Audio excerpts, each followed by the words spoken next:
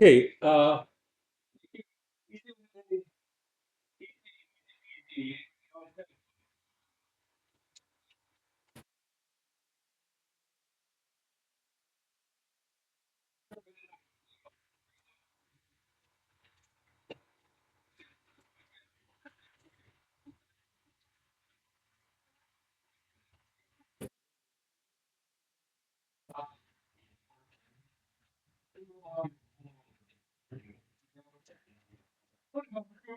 very quickly, the status of the labs, because I think people are curious as to exactly what's going on, and I think I have a better idea, although it's not in its final state yet, but I do know a little better what's going on. So I can explain it to you as best I can, which is not the best because I don't know everything that's going on, but I do know some of the stuff that's going on. So we have three labs. We have upstairs, we have North Engineering 2390.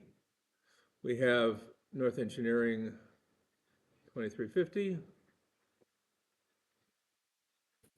And then downstairs here we have North Engineering 1100. And 1100 is that one that says mechatronics, and it's got the robots and all that kind of stuff in it. Okay, so those are the three rooms that we have PLCs in. So this room is primarily for the class that's the starter class. You would call this the EET 2410 class. Okay, so that would be for CSET and EET majors primarily, and that would be where they basically work out of and that type of thing. So doesn't mean you can't go in there. You do have card access to that room, but if they've got something wired in there in the middle of it, it behooves you to not, if, if they've got something wired and set up, don't unwire it. Please don't unwire it. North Engineering 2350, on the other hand, is yours. And this one down here is yours. So you're the only person, you're the only group that, you're not the only group in here, but you're the only group that does any kind of wiring or any kind of, continuum of work in there. And there's also down here, now there is a capstone group or two that have laid claim to a little bit of the things over here. So again, I'm not trying to say that they have dibs on this, but you have these two are yours, and you can kind of come over here as long as you don't mess up what they're doing. Okay, so that's kind of the lay of the land. Now in this you have Allen Bradley and you have Siemens. Okay, I think this is version 32. And it's Allen Bradley software is under the auspices of, it's called Rockwell, and then Studio 5000. Now the Siemens, on the other hand, is what's in question right now, and it's basically it's the TIA software package that's on the screen in these rooms. But we have been having difficulties getting versions 20 to run. So our plan was to convert everything over from version 16 to version 20. This has not happened yet, except in one isolated spot in computer number 11 in this room right here. You have version 20 on board. Okay, so there's one. Now the rest of them, yes, sir. Computer 12 works too. Number 12 is Yeah. 2? Yeah. Okay, so computers 11 and then 12. Okay, those two are the only two that have version 20 on them running, right? Okay, so these are the only two places that version 20 is up and running. We're working to try to get all of it up to version 20. Now, in this room, you have what we call the suitcase labs, right? Okay, now they were bought at kind of a weird time, and then they came in here and they had version 17 on them, okay? So they had things on them that was past version 16. So if you wanted to use them, but the version 17 was never installed on the computers. all right? It was a version 17. Basically, everything on these suitcase labs was built for version 17. So if you're trying to work on these suitcase labs, you're using version 16 and it doesn't work. The reason being is firmware versions, okay? So there's firmware issues. There's firmware issues with these labs. And I can go through and explain it all to you, but maybe you can just accept the fact that it's a firmware issue, okay? So the suitcase labs work with Allen Bradley. They do not work with the Siemens. You can get close, but you're just going to get frustrated, all right? That makes sense? So in this room around the sides, there's PLCs on boards. There's also PLCs that are on the, there's two sets of labs in there. There's the tank or fishbowl labs, and then there's the ping pong ball. Okay, it's the ping pong ball labs as well. Please do not rewire these, okay? Please do not in any way rewire these. They're set up for another class in this room. You can come in there and, as long as you don't rewire them, as long as you touch the wiring, you can use them for whatever. I put these tank ones off to the side for the simple reason that even though they got a PLC on them, you can use.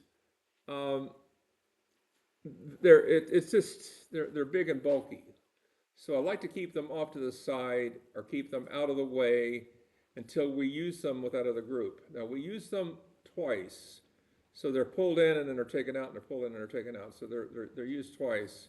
The ping pong lab is used twice as well. So they go up on the shelf, then they come down, they go back up on the shelf, and they come down. I'll try to get them to put them every time they're done with their lab, they put them back on the shelf. Now you can use these as well in chapter 19. These are PID processes. And you can load your program, and I'll explain it when we get to that point. You can do all kinds of stuff with these, just do not rewire them. Please leave the wiring as is. Okay? But around in this room, there's other ones scattered around, and in this room there's other ones scattered around that you can use. And they can be done on version 16 as well, except, and there's an exception or two, if they've been purchased and are more recent, okay? I think we got a couple that are newer, and if they're scattered around in here and they're newer, you'll find it because the TIA software that we have, version 16, only goes up to firmware version 4.4. Okay? So if you have one that with a later firmware version, you can't go back to 4.4, you're stuck. And until we get version 20 on, which goes up, version 20 goes to 4.7. So guess what? We can wipe out everything with this one, and everything can go to, we can use anything with version 20.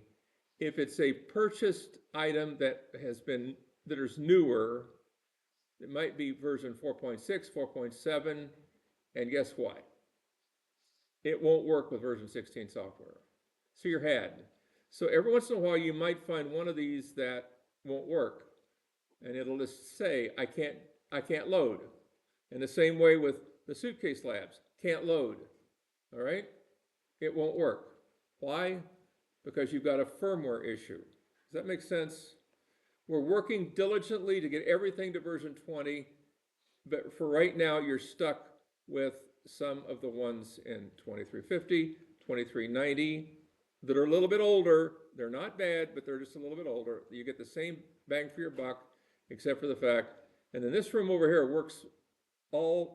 everything works in this room except if there's no dongle, okay? So I asked the technician to get a dongle to all these machines in here. A couple of them still didn't have a dongle today, So you need a mouse, a dongle, a keyboard, all that kind of stuff. And there's one computer over in 2350 that at last check did not work, number 8.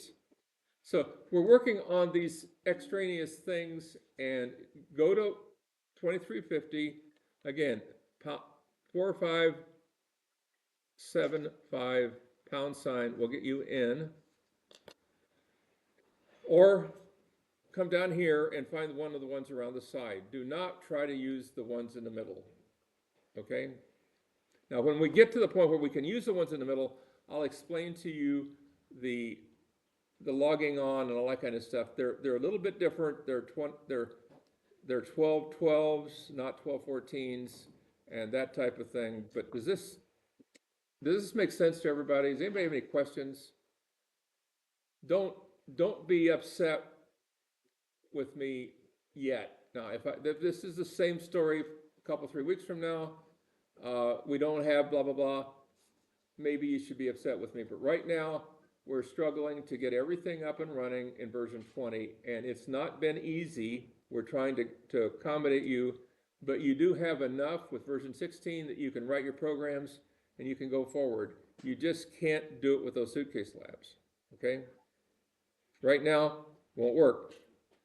So again, there's 2 of them in 1100, and you know, and another thing is you might be interested in is what can you do with version 16 or version 20? Well, version 20 is the only one that we have the up-to-date program for the Rubik's project. So Rubik's project,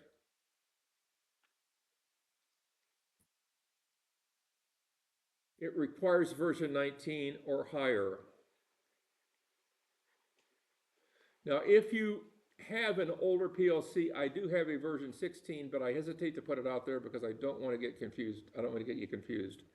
So if you download the starter project for the Rubik's project and you want to do that, you must use, for the time being, controller number 11 or number 12 in 1100. Okay? Or come and see me and I'll load it on your private computer. How's that for a deal? If you have a laptop that wants version 20 on it, see me and I can help you. What a deal, huh?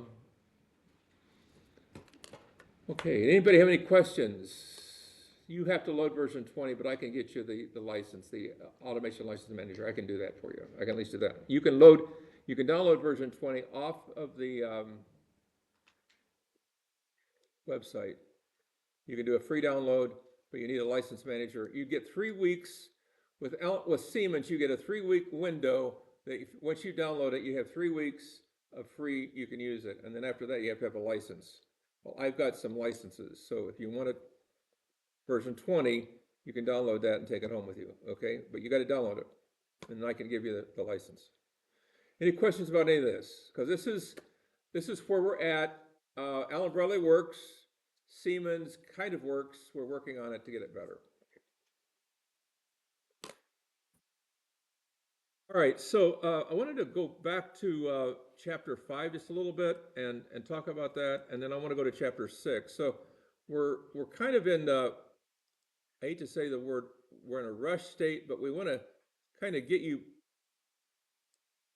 We've lost 2 nights, and I don't want to make it sound like I'm rushing you, but I do want you to understand that I think we can get through some of this stuff pretty quickly. So I do want to get you through some of this.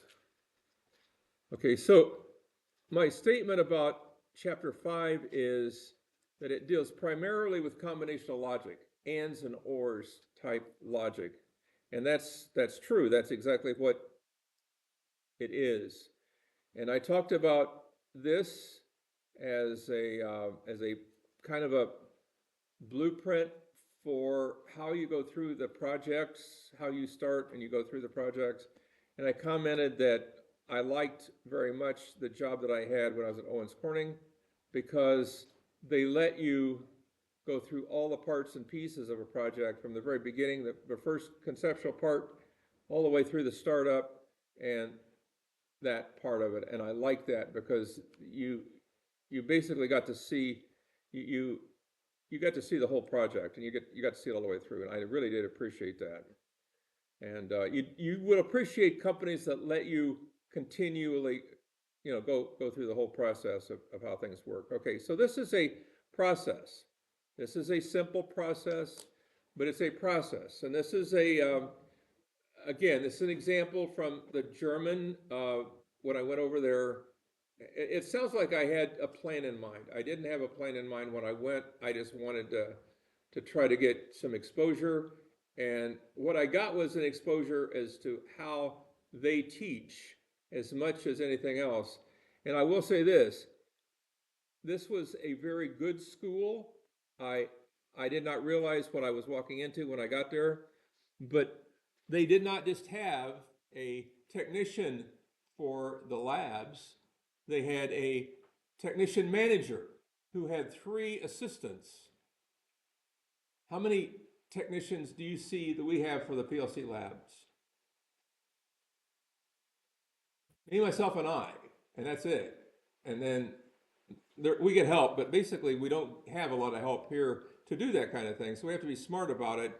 That's why most of the time I just kind of tell you, and you're kind of responsible for everything. But if something happened, if a pin dropped, there were 3 people there to pick it up. It was an amazing place. But anyway, that's their emphasis, and that's what they did. But now this is a process that you would describe to begin in describing how to set up logic. Okay, so we're talking about now looking at a system and trying to peel away the layers of what it would take to get something written on a piece of paper. So that's what we're trying to do tonight, and just to get started with. Okay, so this is from a description of a process to starting to write to actually putting something down that'll work in a PLC and then getting it to actually run. So that's what we're talking about tonight. And it's what we're talking about for the rest of this course, by the way. It's the whole idea of that. So here's a process, right? It's a simple process in a sense, but there's pieces and parts to it that we're not going to pick up all at once. So it's a juice condenser. So you pick up this idea that down in Florida, they have these massive amounts of orange juice coming out of from these trees.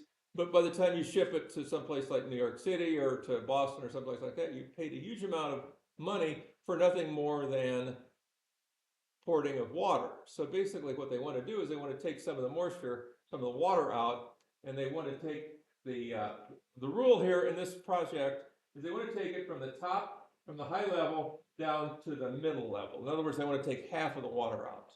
So that's the process. So they're going to pour a massive amount of this juice into a big container, and then they're going to heat it, but they don't want to heat it more than 80 degrees Celsius, I think is the term. They don't want to get it too hot. They don't want to spoil it. But they want to evaporate it until they get it down to a halfway point, and then they want to dump it, and they want to put it in a truck and take it to Boston or whatever. So that's the process. So how would you do this process? Starting out, let's just talk about methods that you might think of to try to write something down. Okay, so again, tonight we're not trying to control this process. We do in the later parts of this, a couple 3 chapters later, we'll get there. But anyway, so what do? You write things down, don't you? You write down everything you possibly can. Here's some of the stuff that you might write down. All right? So you write down what you know. You can use timing diagrams. Okay? So that's something that you can actually put into practice. You can use timing diagrams. And that's a good thing to do. Write them down and describe what's going on in those. And you can also verbally say things that might have some value. If this, then that. If this, then that. If this, then that. If this, then that. Write it down. Okay? Write it down. You can also build an I/O chart. All right? Inputs and outputs. By the way, how do you know when you're done? When you start it up and it actually works, right? How do you know when you're done with a project? When it actually works. How do you know when you're not done? I can guarantee you're not done if you haven't used all your I/O in your program. Okay? Does that make sense? So one of the ways you know you're not done is I've not used all of the I/O inputs and outputs in my program. That's a tip off that you're missing something. It might not be the final straw, but you know you're missing something if you've labeled some inputs or some outputs that you know that you've all agreed on and you've not used them in your program. It's a tip off. So as you're using them, you check them off and say, oh yeah, I've totally forgotten about that part over there. I've forgotten about this part over here because they haven't been checked off yet. So again, it doesn't mean you're done. It just means if you haven't checked it off, you're not done. It's kind of an oddball way of thinking about it, but it's the truth. So here is a column that is kind of interesting. And what is that? That is a check that says either it's a normally open or normally closed contact. Now here is something that we differ from the Germans very much in this way, and that is I don't get excited about a button being a normally open or normally closed. Now usually if you were to give a stop button to an electrician and say wire this, and you were to say wire it normally open, he'd come back and have it wired normally closed. Why? Because they've been trained a stop button is a normally closed entity and they will not wire it normally open. You can tell them, you will wire this normally open and it'll come back normally closed. Why? Because they have a higher training than you might think. And electricians will wire stuff the way that they've been taught, which is always wire a stop button normally closed. They'll do that, okay? The other buttons and other switches are not as easily discernible whether you wire them to the normally open or normally closed. Now, if something is going to spill out or make a mess, if something fails, and how will things fail usually? A wire falls off. So if the wire falls off, is it going to cause a mess? All right? So you want to design your system using the best that you know so that that doesn't happen.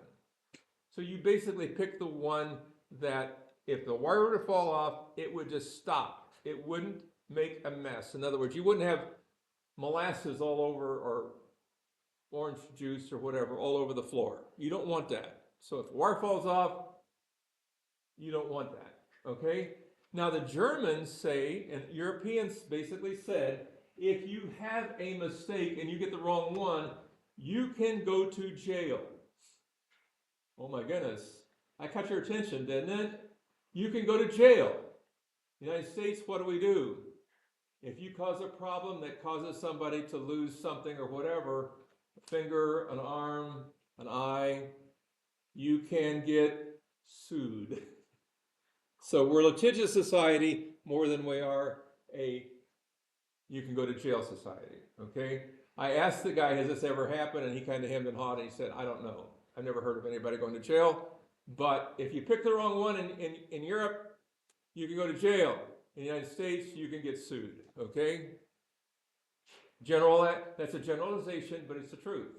If you pick the wrong one, in some cases, if you pick a normally open instead of a normally closed instead of a normally open, it's possible. Now, we go to chapter 20, chapter 20 talks about safety. We'll talk about that, and we'll be more definitive about that there. But again, I'm going to tell you that they get very picky about this in Europe. The EU gets very picky about whether you pick the right one or not. And he would go through, and he would say, is it the 1 or the 0? I can't get his accent down, but he would say the 1 or the 0. The normally open or the normally closed. 1 is a normally open, 0 is a normally closed. That's how they pick it, okay? That's how they set it. And again, you can decide whether you, and I guarantee you, I can make an argument to the opposite in some cases. Like you say, well, if this, then this. If this, then this. This is water cooler argument stuff. You can sit there or talk, you can stand there and talk all day long about whether it should be a 1 or a 0. And in some cases, it doesn't matter. Some cases, it does. Now, the good thing about most switches today is that they have both. They have a normally open and a normally closed set, and if you didn't get the right one, what are you penalized? Well, you just move the wire over and you got the other side. So basically, it doesn't matter in most cases today which way you pick. You just have to kind of, hopefully you get close, okay? But that's what that 1 and 0 is. I would like you to put those down, but I'll never grade off if you don't put the right one down, okay? I understand that there's arguments going both ways in some of these cases. Well, what happens if this happens? Well, what happens if that happens? Well, they contradict each other, and then away you go. Okay. What about outputs? They're all ones. If it's on, it's running, and if it's off, it's 0, it's not running. Okay, so the goal of most outputs is to get them to run. It's just when you get them to run. Okay, and this is more timing diagrams. Okay, more timing diagrams. And then you can do some logic. They did it with, this is straight out of the German stuff. I honestly just copied this out from their book. But anyway. Then we get into a little bit about addressing, and we talked about the M bits already. This is that word and bit address that the Siemens has. Now you can have a bit length, 1 bit, you can have a byte length, you can have a word length, which is 2 bytes, you can have a double word, which is 4 bytes. Okay, so it goes 1, 2, or 4. Okay, now there's your wiring, and that's all that is. I'm not going to go through that to depth. If you're wiring, you can come back and you can look at this and you can see it. Allen Bradley addressing, the same thing, but no, this is the old way of doing the Allen Bradley. Now, Allen Bradley, the new way is basically, it's hidden. But the old way, they use what they call files, F-I-L-E-S, files. So you could have a file of binary bits, you can have a file of integers, you can have a file of floating point numbers, and you could have multiple files of each one and keep them separate if you want to. And that's one way of keeping the separation of logic, okay? They also had timer files, they also had counter files, and they had another one called control, which is an R6 file, which was for everything else. Again, I'm not going to make a big deal about this part of it, chapter 5, but if you get into a situation where you are looking at an SLC processor or a PLC 5, this is the addressing that they used, and you should go back and review it. This is the one that the name was not stored in the PLC, the name stayed in the PC, and just this address is the only thing that's transported down to the PLC. So this is a before they got to the state where if you took the file of the names with you, you were able to keep that away from somebody else. Today, that's not the way it is. But this is the before state of that. So again, I don't want to go back and make a big deal about this, but if you get into a situation where you're still working in SLCs, SLC processors, or PLC 5s, this addressing scheme is what was used. Okay.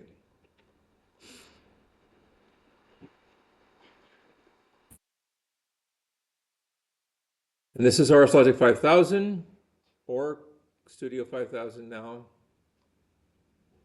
They've changed the look a little bit, but basically this is the same. It's the same stuff. So you've already seen this to a little bit of it. The only difference between, and we'll talk about this again, but one of the big differences between Allen Bradley and Siemens is with Allen Bradley, if you want a timer or if you want a counter or if you want some of these specialty devices, you get the works. You get everything by calling one tag up. You basically build everything with it. If you have a timer or a counter, you get all the parts and pieces. With Siemens, you have to designate what you want. It's more of an a la carte type. Siemens is a la carte. With Allen Bradley, you get the works in a drawer. Basic overview of the two philosophies on tags. You get everything with a tag with Allen Bradley. You have to build all the parts and pieces with Siemens. You'll see that more as time goes on. This is De Morgan. We've already beat up everybody on De Morgan, so we're going to skip this. You already had this twice, so I don't think we want to do it again. Okay. Now this is a state table, okay? Now, how many states can you have with 6 variables? You can have 2 to the 6th states.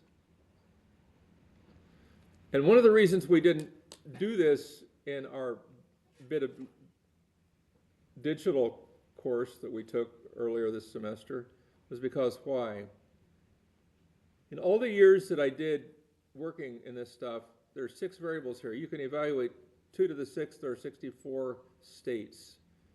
How many do you really have to evaluate? Very few. You have to look at B. What does it take to make G turn on, right? What does it take? Well, B has to be off. And then after that, either A or D has to be on. So you get the point very quickly that I don't have to evaluate 64 states. I only have to evaluate a few. B, then I go to A and D, then I have to go to one of these 3 last. Okay? That's all it is.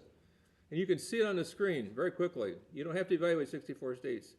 Please do not think that I'm taking everything from digital logic and moving over to this course, because this is a waste. State tables are not needed. Okay? It's not needed. Okay, enough on that. A common error. This is a scanned program, all right?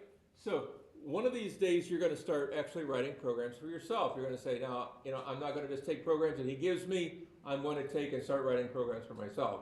So you get this idea in your head very quickly that, oh no, I got to make this all, make a statement and then make a coil on the right-hand side for whatever that's going to be, right? And we get you thinking that way. Well, where do you start? Well, you put down an output, right? You put down this and this and this make this. And you say, this and this and this make this. Guess what? You put the same thing twice because you forget that this is a scanned program. A scanned program sets this, then it sets this. So if this is set after this, this may be trying to turn it on, but this will turn it off, and the last guy wins. So you in a situation like that, you have to think, now I've already done this once with my logic. Why would I have to do it again? You don't. The second one wins. So this is not good logic. This is a most of the time, never, you could say, don't ever do that.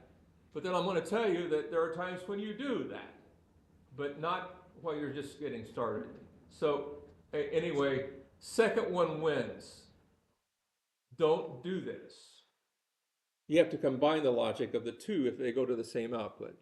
But again, after a while you get used to thinking about that, and I'll show you some later on in the course some things that actually make sense doing that. So this is another application. This is another story problem. This is a story problem that I just invented out of thin air, like most of the things that I do, right? But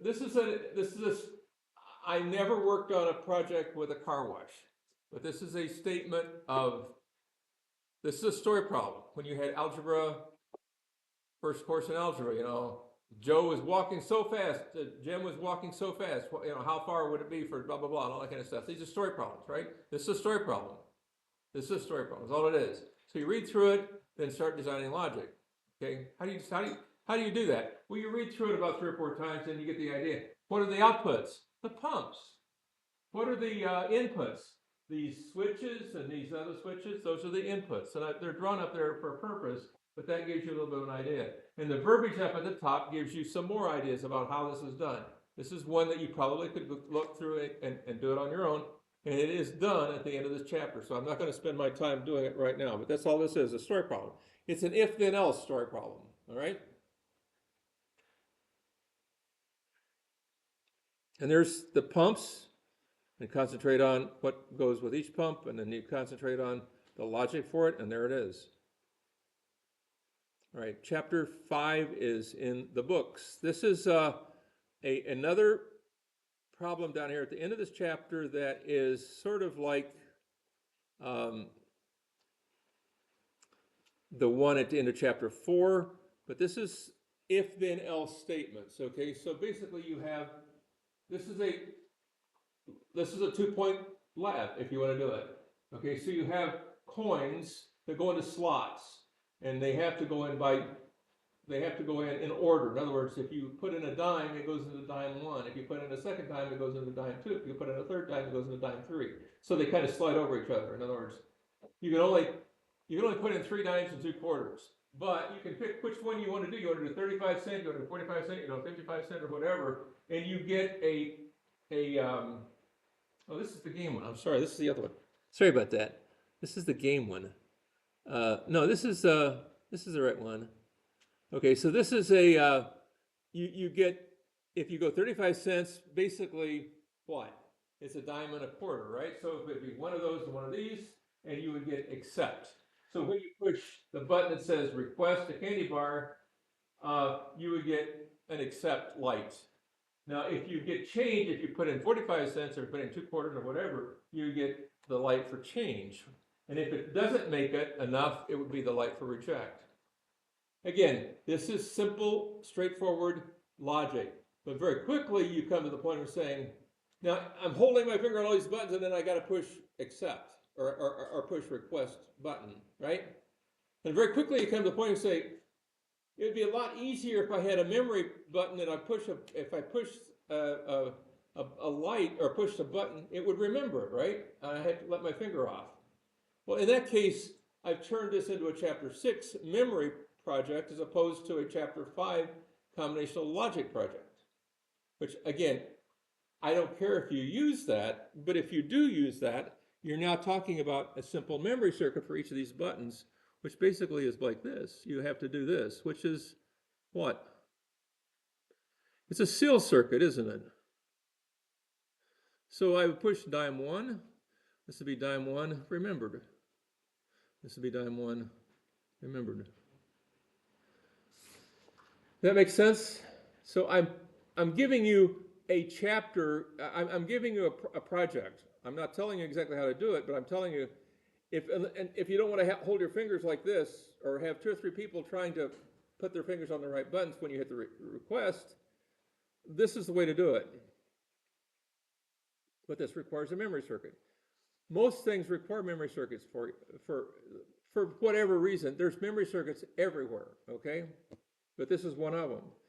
Now, the question comes, what do you do when you want to turn this off? How do you turn it off? Right?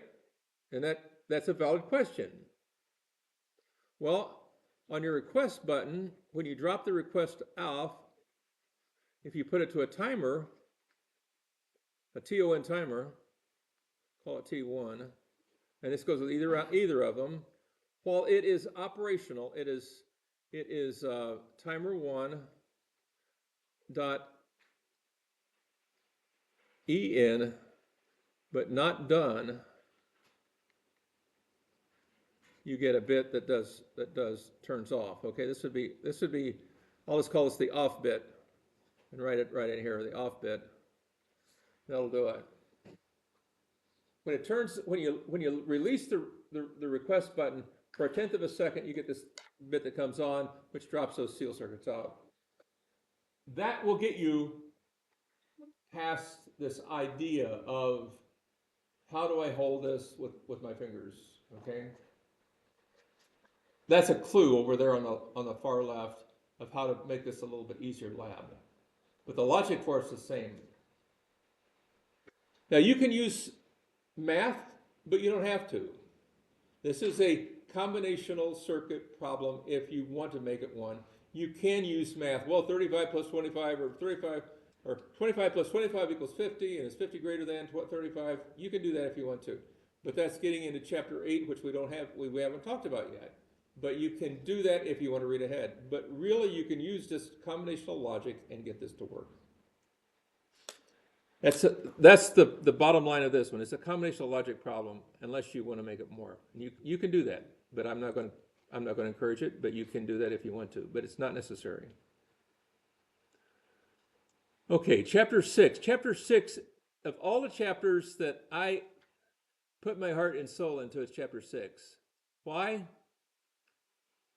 It's a memory circuit chapter. It's the chapter that allows you to build everything else in this book and make it work. So this is the basic chapter on how to set up memory circuits. Okay, so I've been teaching for 40 years, and I hate to admit it, but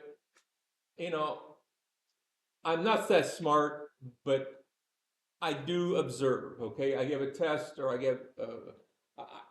I ask a question, and when I get a bunch of duh looks, I think maybe I didn't do a very good job of explaining what it is that I want you to get.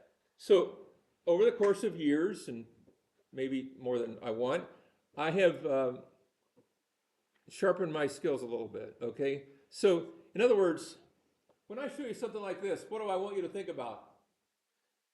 A memory circuit, okay? A memory circuit.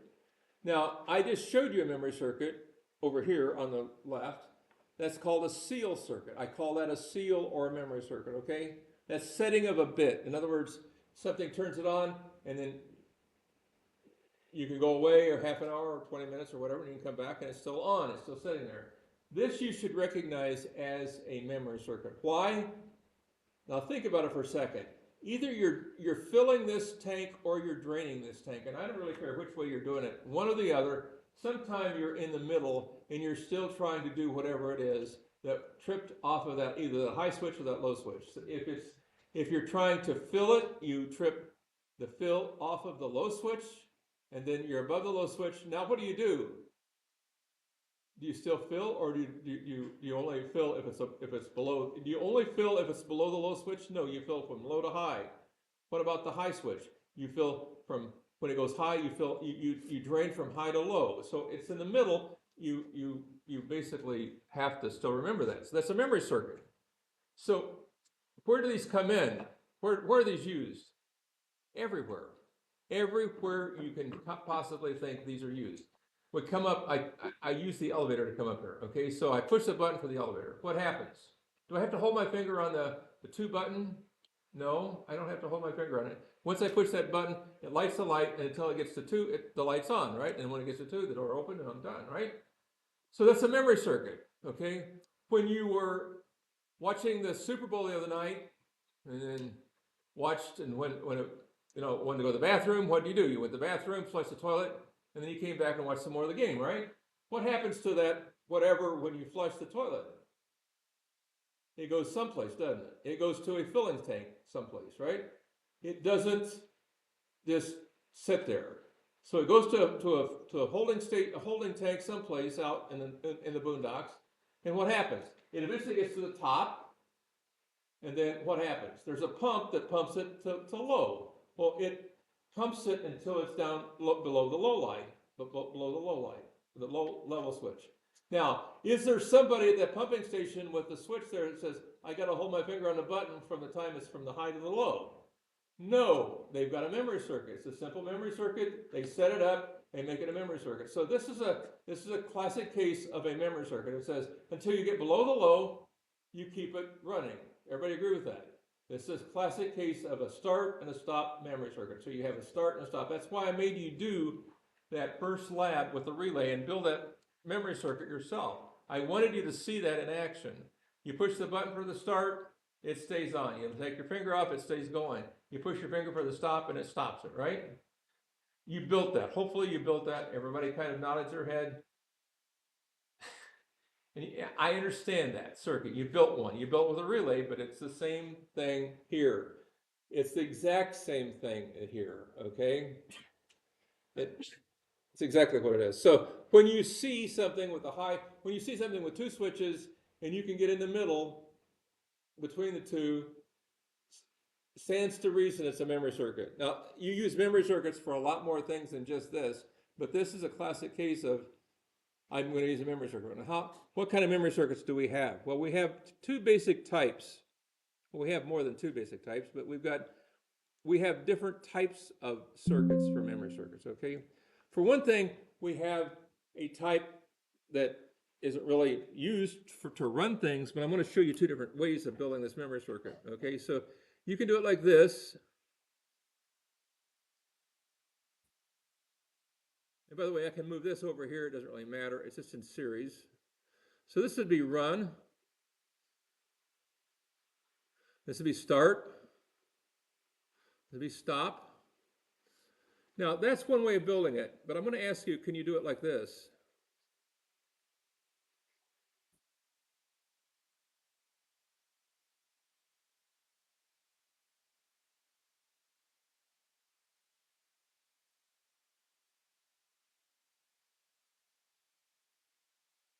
Can you do that?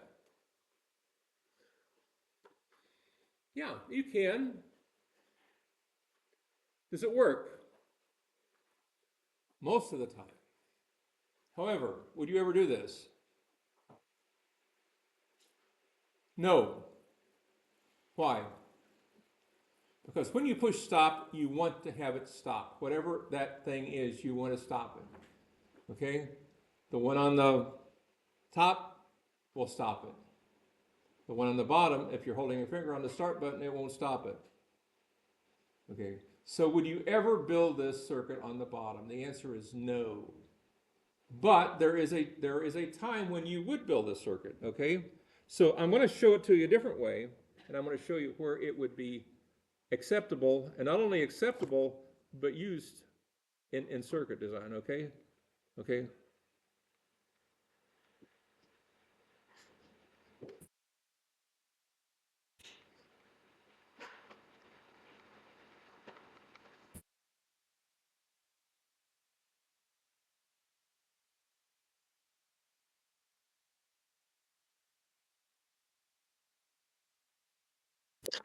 Now that is an acceptable circuit. So you come to a problem that you have an alarm, okay?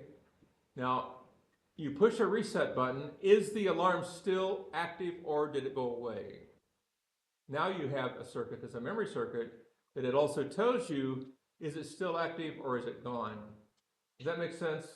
So this is a memory circuit that works for this kind of situation, and it is absolutely the best way to design that circuit, okay? One of the best ways to design that circuit. Now, so again, the top one is used to run things. The bottom one is used to think of something bad, an alarm, something that happened that was bad, that you want to know whether or not it runs. But they're both memory circuits. You would never design the bottom one to run something. You would never design the top one for an alarm circuit. Doesn't work. So now you've got two different types of circuits, both of them memory circuits. I'm going to show you another one. This is now in the United States, that's the way we typically write circuits. Okay, so if you're to write a PLC program in the United States, most of you would do it like that. Okay, but in Germany, they don't do it like that at all. They do it like this.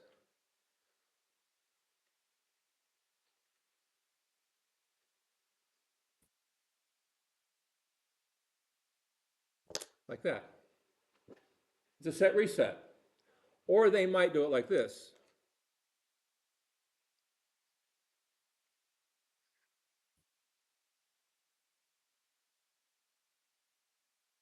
Start, stop, run, run.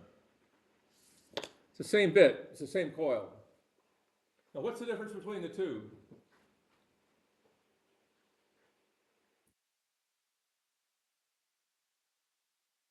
The start is the same logic. The stop is opposite logic. Did everybody notice that? Did anybody notice that? The stop is positive logic in Germany, it is negative logic in the United States. There's a huge difference. Okay, it's huge. That's that's the main difference right there. So if you now have set reset logic, what stops it is positive logic as opposed to negative logic.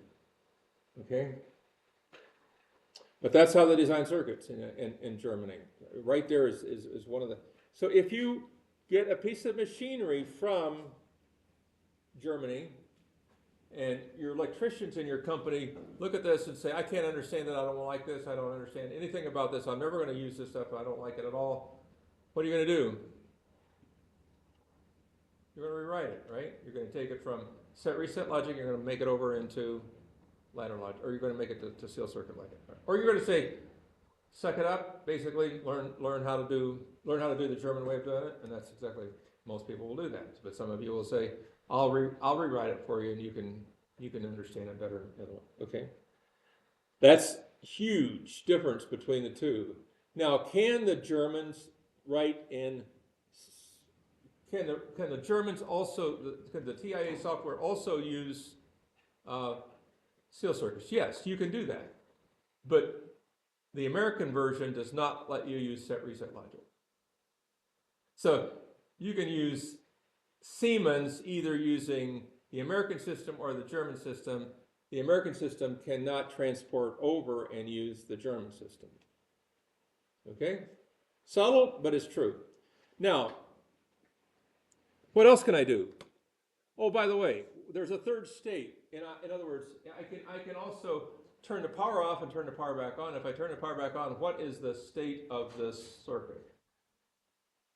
Well, it is both American and German. It'll turn back off. In other words, it's not called non-retentive memory. Okay, it'll come back in the off state. There is another way of doing this, and I want to explain it to you just right here. This is having to do with, now, if you wanted to have it retentive, if you wanted to have a retentive circuit, how would you build a retentive circuit? Okay, so retentive circuits would be done in the United States. It's called latch, and some people call latch or unlatch. Please do not use the word latch for seal or seal for latch. People say, well, I latched it in. No, in a seal circuit, you don't latch it in, you seal it in, okay? And that implies that if you turn the power off, it drops out and it doesn't come back on when the power comes back on. On the other hand, if you say if it latches in, if you turn the power off and when you turn the power back on, it comes back in its state when it turned off. So the latch circuit means something different than seal circuits. So in the United States, if you say latch, it comes back on. Seal, it doesn't. Now, I had a guy sitting in the front row of one of my classes one time. He said, I'm the supervisor of all electricians who basically have programmed the PLCs at the Jeep plant in his area. The electricians programmed the PLCs. Okay. He says, I don't let any of them use latch circuits. In other words, they're forbidden to use latches. Okay, can't do that. Why?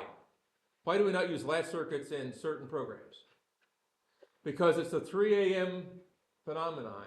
If you have a program that you want to reset to get it back to a pristine state, you turn the power off, count to 10, turn the power back on, and then hopefully all the seal circuits are reset to off. So you start from a known state. If you have latch circuits, they do not. They come back in their set state when you turn the power off. And he said he does not allow any of the electricians under his area to use latch circuits. You can't do that.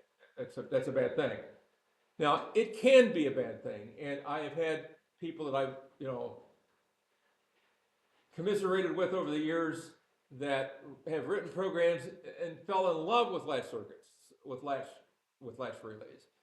And then they get out to the field and you will see them very quickly retracing their steps and starting to write most of their program with seal circuits instead of latch circuits. Why? Because they got bit by this. You turn the power off, turn the power back on, you can reset to a known condition, whereas with a latch circuit, it comes back the way it was, and it's hard to find all those circuits and find out exactly how to reset them. Okay, so again, buyer beware. You can write your logic with latches, or you can write them with seals. But if you are writing programs in certain areas that, if you don't like 3 a.m. calls, you'll write with seals, okay? Because once you get the program written, there's always going to be something that's going to, more out there than you thought. And this saves you from maybe having to come in at 3 a.m. Did you, Mr. Electrician, Mrs. Electrician, did you turn the power off? Did you cycle power? Oh, you just bought yourself you bought yourself a 3-hour nap is what you bought yourself, okay? Because the people that are thinking about it, sometimes they forget that. In the excitement, they forget to cycle power. Now, if they're a smart one, they've already solved that problem. They've always said, yeah, I cycle power 3 times and it still does the same thing. Then you bought having to come in. But anyway, or you could be like I was one time. We were at Valparaiso, Indiana. We had started a project up. We were back to the state line. Got a call. Hello. It ran one time, but it hasn't run again. It hasn't run since. Oh, so you have to turn around the state line and go back to Valpo and then change one bit of logic and then come back home. Again, it might be more than just having to get up and go in for a few minutes. It could be having to turn around and go about another 50 miles or 100 miles. It happens. Okay, so anyway, the last circuit looks like, the last circuit looks like this. This is Allen Bradley. It's this start and this stop. It's called an unlatch. And it's both the same bit. What does this look like? It looks like the set reset from Siemens, doesn't it? But it doesn't work that way. This works, turn the power off, turn the power back on. It's in the state that it was when it turned off. Okay? So this is the Allen Bradley. And this mimics a real physical latch relay that has 2 coils. Latch relays had another characteristic of them that PLCs do not have, in that if you had 2 coils and they're fighting each other, one is wanting to go one way, one is wanting to go the other. It's like a light switch. So it's going to go one way or the other, right? It's going to go this way, it's going to go this way. And one of those coils is going to win. So you could never design a circuit with a real live latch circuit, a real latch relay that would allow both coils on at the same time. If they did, it would burn one of them up. It's like 2 sumo wrestlers. One is fighting the other one, and one of them's going to win and one's going to lose, and one of them's going to get burned up. So you could never design an old style latch relay with the ability to both turn on at the same time. If it did, you would burn one of them up. So this is very rarely used, but it's used. You can use these. Okay, now does Siemens have anything like that? Yes, they do. They've got their set reset that looks like this, but it's in a special area of the M table.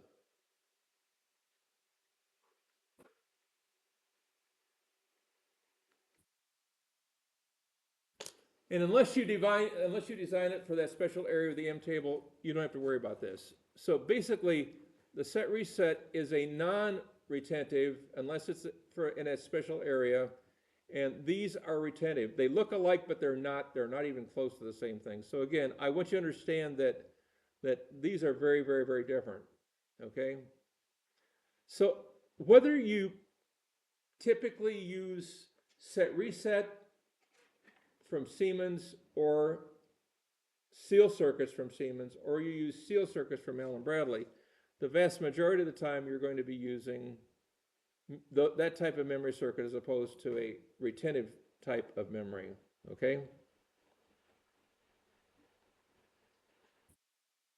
So again, I go through the basics of showing you how to build a circuit using digital logic. If you want to read through this, you can. This is not something that you have to read through, but it is developing the logic from the digital point of view, which we didn't do in our bit of logic. And then we come down here and we say, this is a typical start-stop with the control relay, which you built in chapter 2.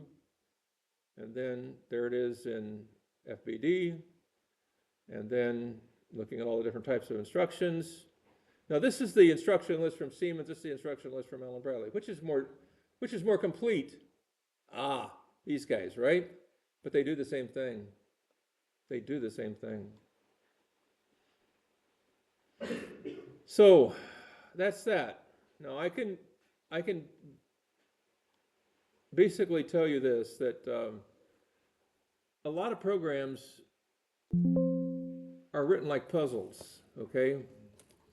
You have an idea for something that you want to turn something on. It's like a switch, okay? But you don't know exactly what it is that wants to turn it on and what it is that wants to turn it off. But if you build a circuit like this and say, this is an idea, let's just call it idea 1 or idea A, okay? Seal it with idea A.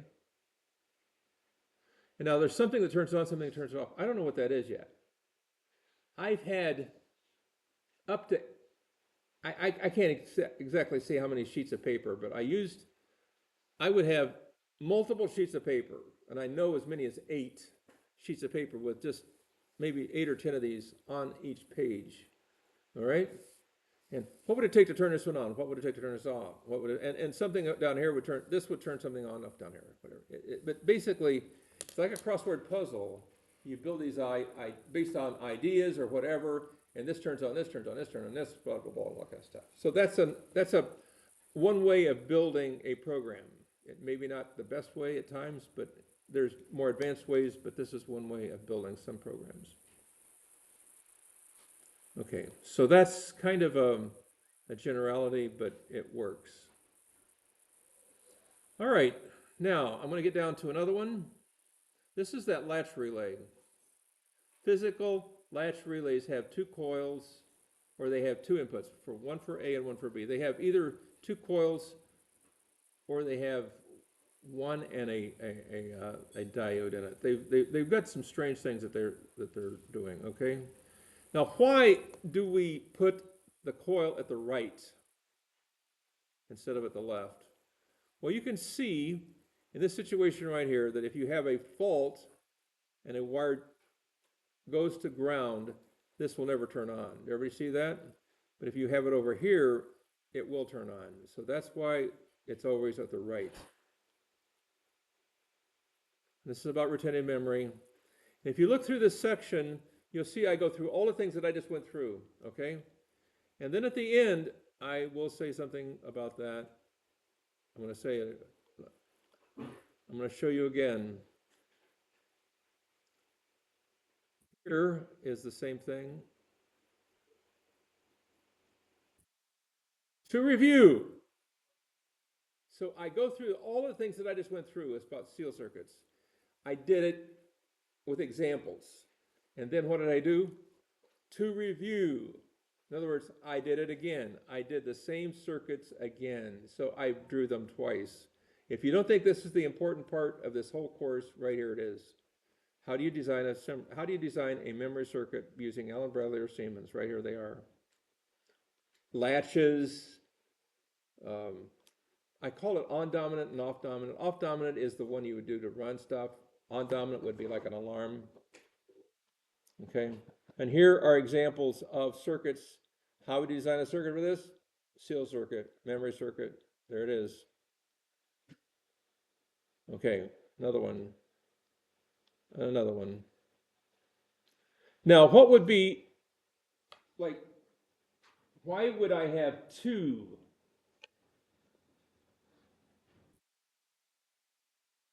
Why would I have two here?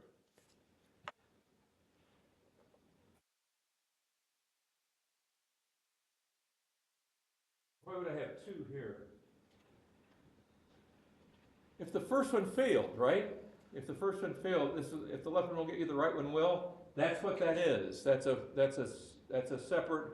And again, most circuits will have this in it because if one doesn't get it, the second one will, and the second one will give you an alarm and call an electrician to make sure, or call somebody to fix it, whatever it is. Okay. I can almost guarantee you that when you flush the toilet and it goes down, they've got circuits like this. They don't just say it's going to always run. No, they've got to make it run. So it will, the second one will call somebody and they'll go out and fix it. So that's typical, double redundant type thing. And that's your alarm circuit. Now we're down to the fun stuff.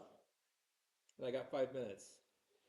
Well, I'm going to say this, and then I'm going to let you go, okay? This is a circuit that you may not believe this, but I've talked about this for years and years and years. And for whatever reason, a few years ago, I started talking about it, saying, now, if you are in a situation where you're not the main person, but you're like an understudy of somebody else in a plant, and you're out there and they're working on a project, and you're just looking over their shoulder and seeing what they're doing. One of the things you might think about, and don't be quick about this, be very studious and look at the process and look at what they're looking at. But if they're sitting there and they're studying something and they haven't got a clue and they're looking at it, look over their shoulder, quietly, respectfully say, did you think about making the start part of that circuit, if it's a seal circuit, only if it's a seal circuit, but the start part of that seal circuit a one-shot. Now, you got about a 50-50 chance that will fix it. But it's kind of like if you have, if it doesn't taste right, you add a little salt or a little pepper. Sometimes you get it. And it's about half the time you get it. Now, why would that work? Because many times there's overlayment of signals that you don't see. In other words, this affects this, affects this, affects this. And what you're really looking for to start that circuit is a leading edge. But you use the person that originally programmed it, used this, they didn't use the leading edge, they used the signal itself. Not the leading edge of the signal, but the signal itself. There's about a 50-50 chance that you're going to nail that circuit. In other words, if that's the circuit that they're looking at and that's where the problem is, and it ain't turning on or it ain't staying on, it's about 50-50 chance it's a one-shot that will fix it. So make it a one-shot. Make it a leading edge. It's only on for one scan. In other words, the signal that turns it on is not on for a long period of time. It's only on for one scan, and then it gets off. But it starts the circuit, and it stays that way. It seals the circuit in. Now, I'm going to tell you this, and then you're going to laugh. Maybe you're not going to laugh because you don't find anything I'm saying funny, but I've said this over the years, and one time a person came in after that and said, I tried it and it worked. In other words, they did exactly what I said. They walked up behind the person, they looked at it, and they studied it, and they were very respectful, but they said, I suggested it and it works. It's like I said, it's the salt on your hamburger at times. It works every once in a while. It doesn't work 100%, but I'll explain a little bit more about how to put a one-shot in, and we'll talk about it a little bit more next time. But it's the way to solve some of the problems that you're going to have, okay? Any questions anybody's got? If you don't have a quiz handed in, please bring it in, and I'll see you on Wednesday night. Take care.